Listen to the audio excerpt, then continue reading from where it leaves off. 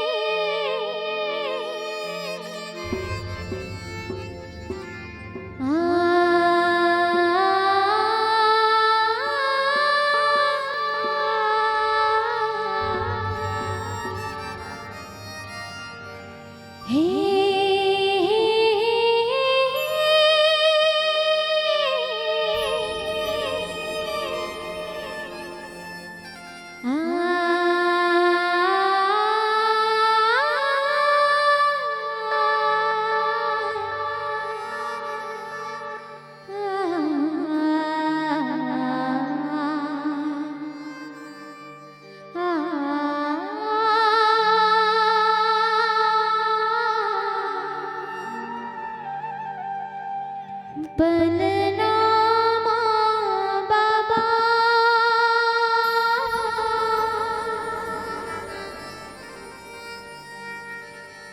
झूलना मगा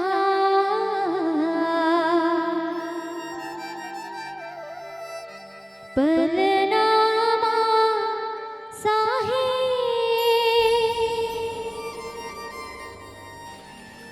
झूलना मना।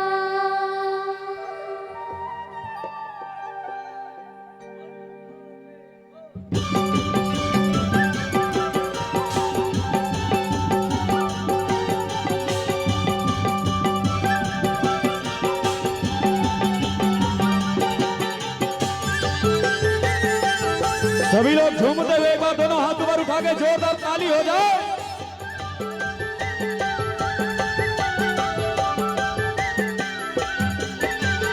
पलनामा बाबा पलनामा गा झूलनामा साहे झूलना मना।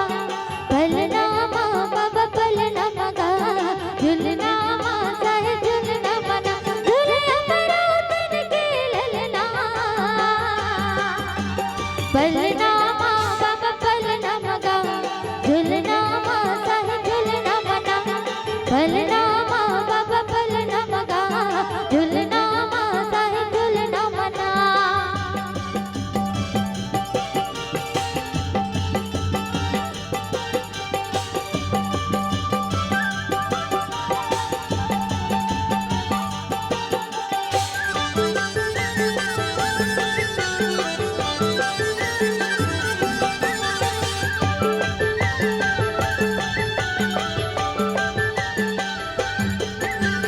पवन देव तुर पलना बन बाबा शेष नाग की डोरी हो।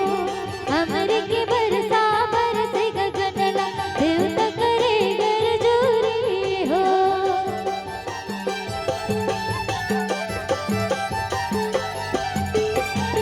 पवन